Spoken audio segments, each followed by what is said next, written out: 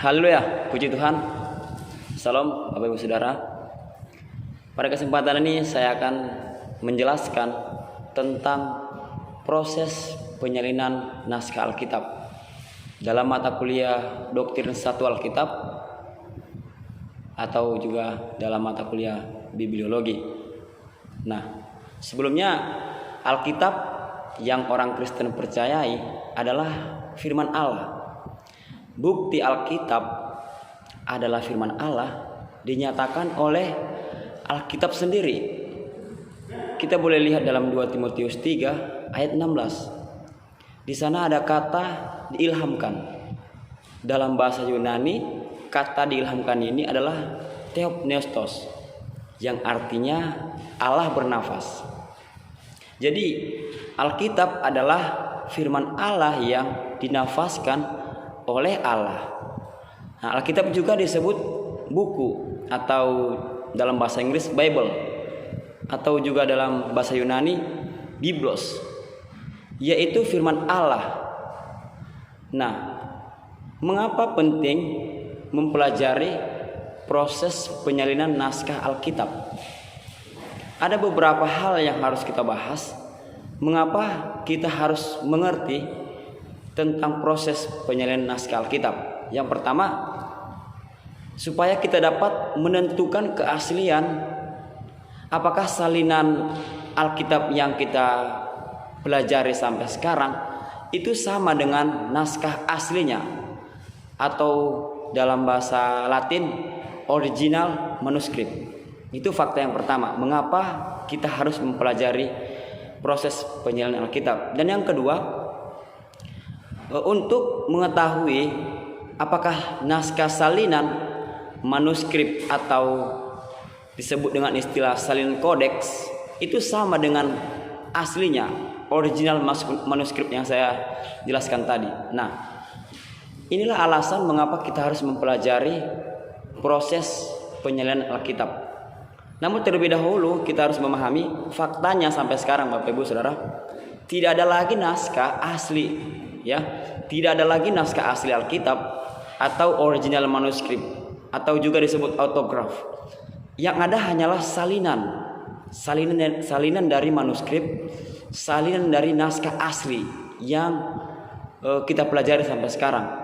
Banyak orang-orang di luar, dalam konteks di luar orang Kristen, bahkan ada beberapa di rada orang Kristen juga, menyerang atau menuduh tentang keaslian Alkitab kita yang kita pelajari sampai sekarang. Mereka menuduh menentang keaslian Alkitab bahwa orang Kristen memiliki Alkitab yang sudah dipalsukan. Nah, untuk menghandle kekeliruan tuduhan tersebut, inilah pentingnya kita mempelajari proses penyalinan Alkitab. Dengan demikian, kita dapat membuktikan bahwa naskah salinan yang kita pelajari sampai sekarang itu sama dengan naskah asli atau original manuskrip atau autografnya. Misalnya Papyrus Caterbetti, ini juga naskah asli dari salinan yang kita pelajari sampai sekarang. Itu terdapat dalam tahun abad ketiga. Dan yang kedua, Codex Sinaiticus. Ini juga terdapat dalam semua dalam isi perjanjian baru, salinan dari perjanjian baru, itu naskah aslinya disebut Codex Sinaiticus. Itu terdapat pada tahun 331 sebelum Masehi. Dan yang ketiga, Vatikanus. Nah, semua hampir dalam perjanjian baru itu isinya adalah salinan dari Codex Sinaiticus dan Vatikanus. Cuman bedanya di antara dua ini adalah tahunnya. Kalau Vatikanus itu hampir semua perjanjian baru, tidak semua ya. Nah, kalau Codex Sinaiticus tadi itu semua, dan Vatikanus hampir semua di perjanjian baru. Itu pada tahun abad keempat. Nah, Alexandrinus ini juga bagian dari perjanjian baru. Itu terdapat pada tahun abad kelima. Nah, inilah naskah-naskah asli yang kita pelajari sampai sekarang, yang termasuk originalnya, Papyrus, Codex, Vatikanus, dan Alexandrinus. Karena faktanya saudara, faktanya naskah aslian itu sudah tidak ada lagi, maka sangat penting bagi kita untuk mempelajari Alkitab tentang bagaimana proses penyalinan Alkitab yang sebenarnya. Karena proses penyalinan ini yang akan menentukan hasil naskah dari naskah asli Alkitab. Ya, jadi supaya kita tidak keliru, tentunya orang-orang Kristen, kita harus mempelajari keaslian naskah asli Alkitab kita ini. Tentunya dengan proses ini yang cukup baik dan dengan ketelitian yang sangat maksimal, sehingga kita dapat menyatakan bahwa salinan Alkitab yang kita punya bisa dipercayai dan bisa diyakini kesamaannya dengan naskah asli. Nah, di sini saya akan menjelaskan ada beberapa aturan dari proses penyalinan naskah asli Alkitab itu sendiri. Yang pertama, ini adalah aturan-aturan yang dilakukan saat menyalin naskah asli Alkitab atau autograf itu ke salinan sekarang. Aturan yang pertama, penyalinan itu dilakukan tidak sembarang orang. Jadi kalau kita lihat sejarah, orang yang menyalin Alkitab ini itu dari umur 14 tahun sudah belajar dan mengabdi untuk mempelajari bagaimana proses penyalinan ini. Kita akan masuk nanti poin-poinnya. Ada beberapa aturan. Yang pertama, dilakukan atau diperlukan komitmen seumur hidup. Jadi setiap orang yang ingin terbeban melakukan penyalinan Alkitab, saat itu melakukan penyalinan dari autograf itu ke naskah asli yang sekarang, itu diperlukan komitmen seumur hidup. Bukan hanya sembarang orang, tidak hanya 1, 2 tahun, 3 tahun, 4 tahun, tetapi seumur hidup. Itu aturan yang pertama. Yang kedua, dilakukan pelatihan dimulai dari sekitar usia 14 tahun sampai 40 tahun. Ya, kalau kita kuliah di salah satu universitas itu paling lama 8 tahun Bapak Ibu Saudara. Tetapi kalau ini dari 14 tahun sampai 40 tahun itu ada kurun waktu sekitar 36 tahun. Nah, selama 36 tahun mereka belajar dan dilatih bagaimana aturan-aturan dalam proses penyalinan itu supaya tidak ada salah atau kekeliruan dalam penulisan. Artinya bahwa orang-orang yang menyalin Alkitab itu dari naskah asli itu autograf tidak sembarang, ya, tidak mengharuskan tulisan yang bagus. Bukan ya Bapak Saudara, tetapi orang-orang yang menyalin Alkitab ini memiliki keterbebanan dari hati, sehingga memberikan hidup mereka dengan berkomitmen untuk menyalin naskah asli dari penulis-penulis Alkitab. Nah, dan tentunya mereka juga pasti orang-orang yang dituntun Roh Kudus, sekalipun mereka adalah orang-orang yang tidak dikenal, ya. Sebagian ada yang datang, ya, ini ada beberapa para teolog menafsirkan, ada beberapa sebagian yang datang dari kaum Masoret, kaum Eseni, dan sebagainya. Tetapi dari beberapa kaum ini kita tidak dapat mengenal mereka siapa yang menulis. Tetapi yang pastinya Bapak Ibu Saudara, sampai sekarang nama mereka tidak dikenal. Bukan berarti itu alasan kita untuk tidak mempercayai Alkitab. Nah, yang pertama kita sudah belajar bahwasanya penyalinan itu dilakukan tidak sembarang orang. Dan yang kedua, aturan yang kedua, kaidah penyalinan. Nah, ada beberapa kaidah, ada beberapa poin dalam kaidah penyalinan ini yang dilakukan saat menyalin Alkitab. Yang pertama, persiapan permukaan dan tinta khusus.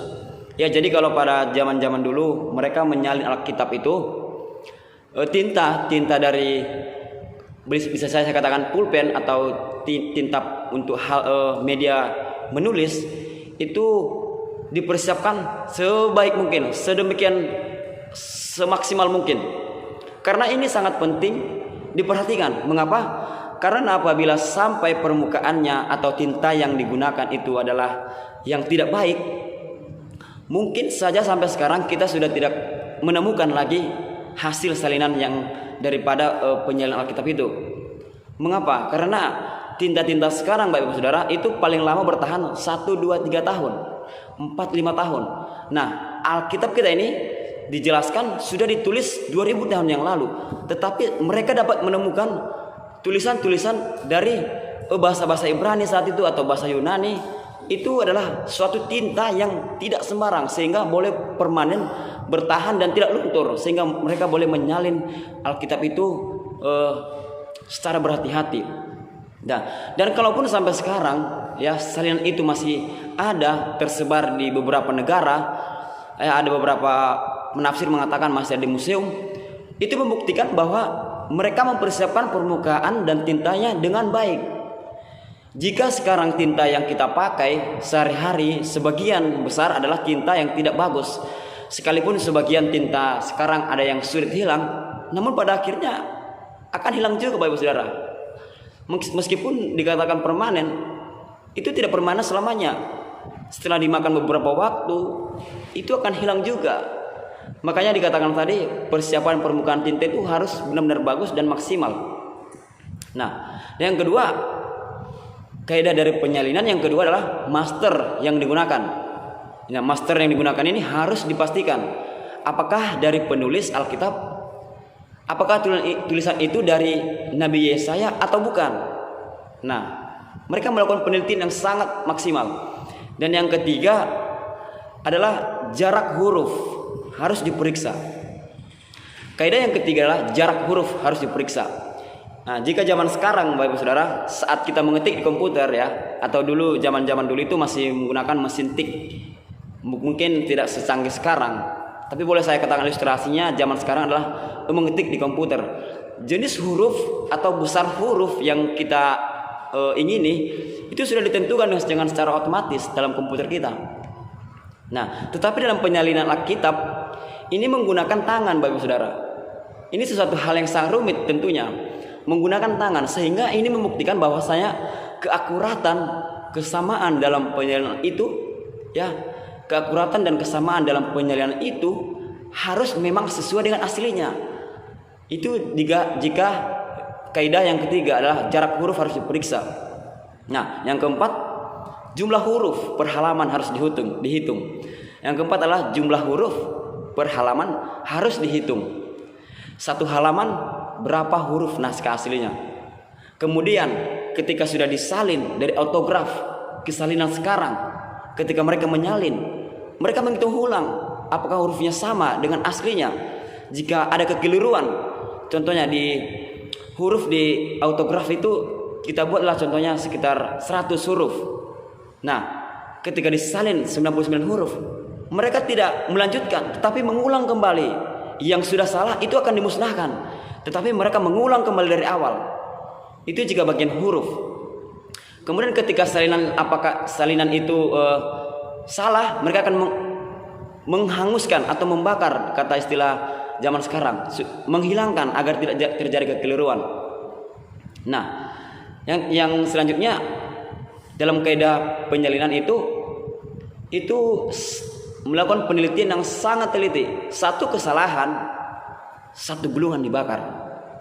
Ya. Satu kesalahan dalam satu penulisan atau penggunaan tanda titik, tanda baca, koma, atau tanda baca yang lainnya, jika ada satu kesalahan tidak dihapus menggunakan yang zaman sekarang anak-anak sekolah menggunakan tipex, bukan, tidak menggunakan stip atau penghapus. Satu kesalahan tidak satu lembar dimusnahkan, tetapi satu kesalahan satu gulungan dibakar.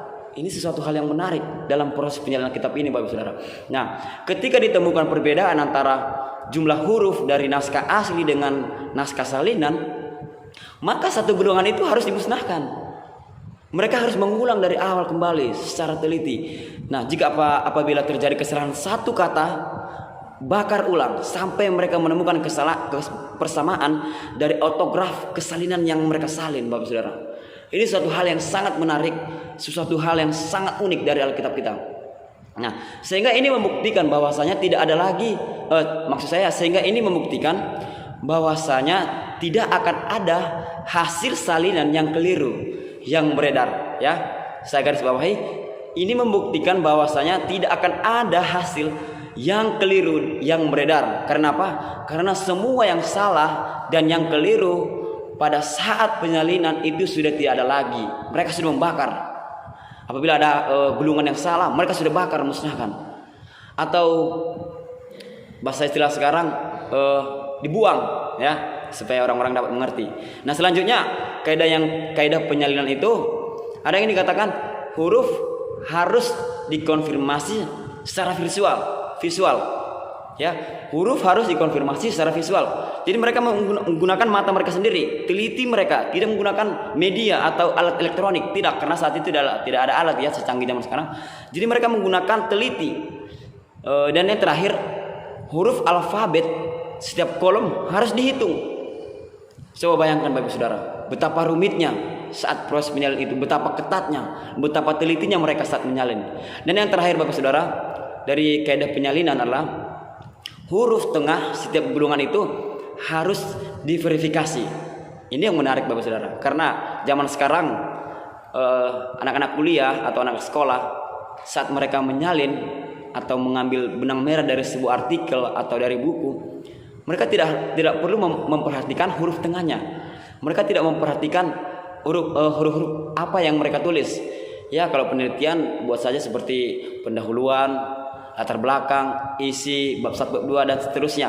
Tapi dalam proses penyalinan, huruf tengah dari setiap gulungan itu harus diverifikasi.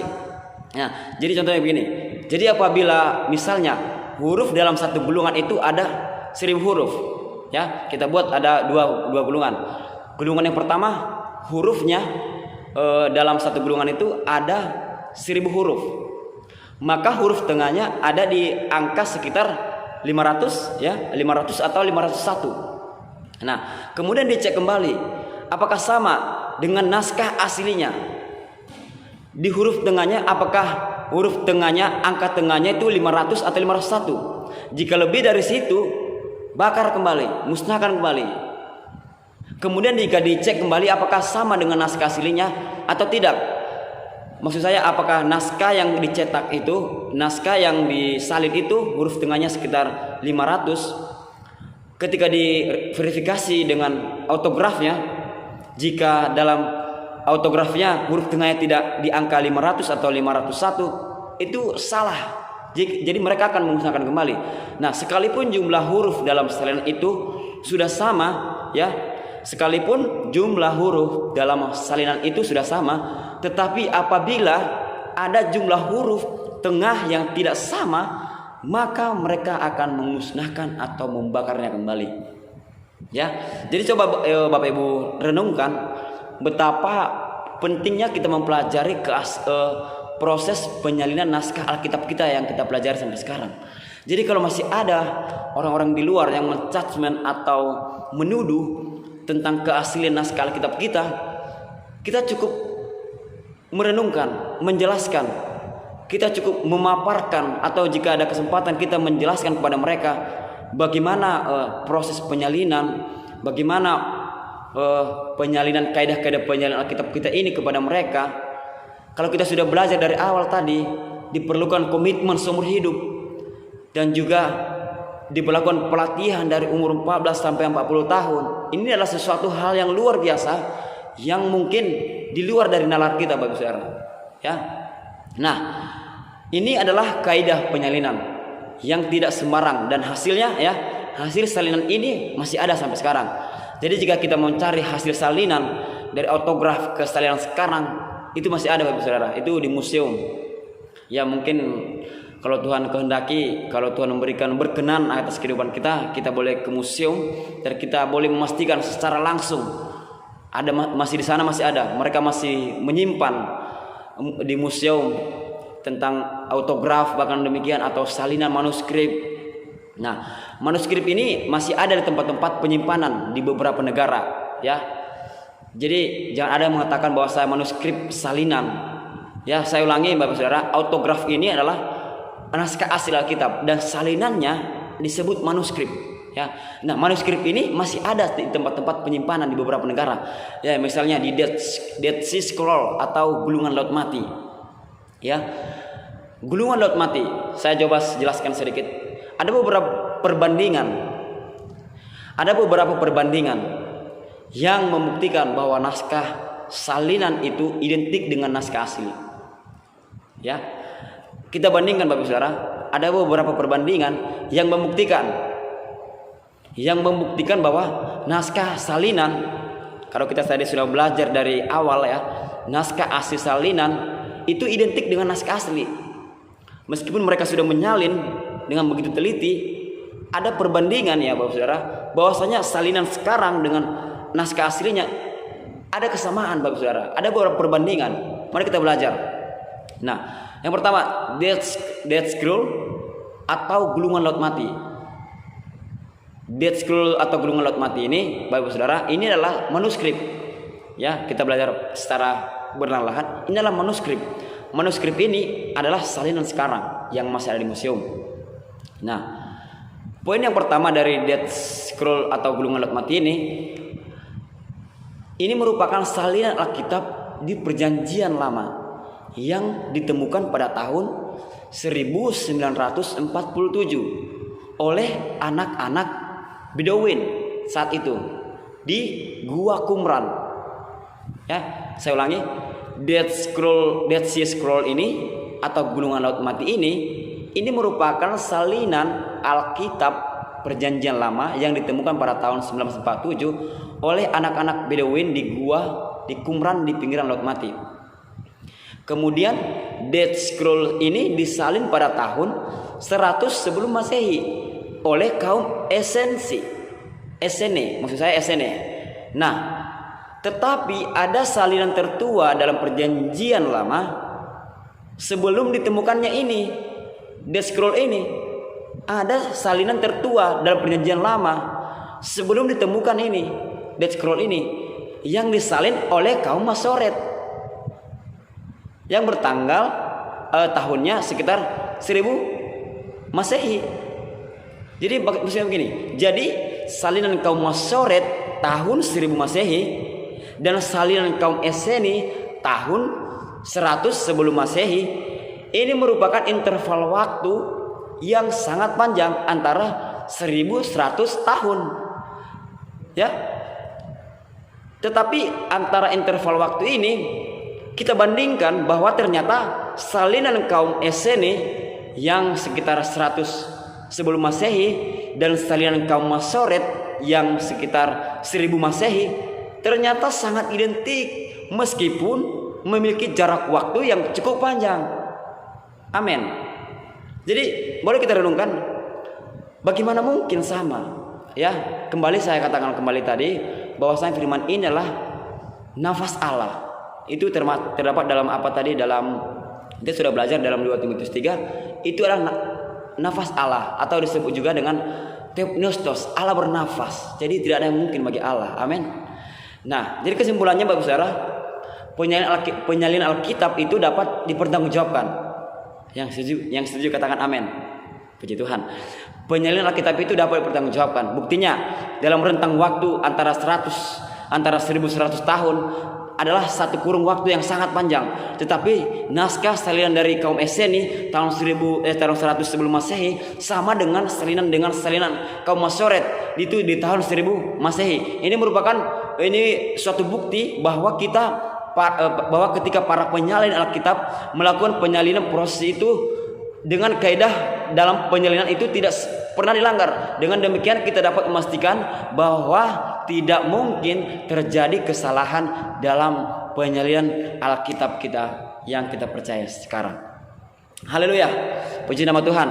Mungkin demikian materi atau penjelasan yang boleh kami sampaikan dalam mata kuliah Bibliologi Doktrin 1 dengan materi proses penyalinan naskah Alkitab. Semoga dengan penjelasan ini menguatkan iman kita, kepercayaan kita bahwasanya Alkitab yang kita percaya orang Kristen itu sampai sekarang adalah Alkitab yang benar-benar dapat dipertanggungjawabkan keaslian dan kaidah-kaidahnya dan juga kebenarannya. Ya, puji nama Tuhan, semoga dapat memberkati kita semua. Haleluya.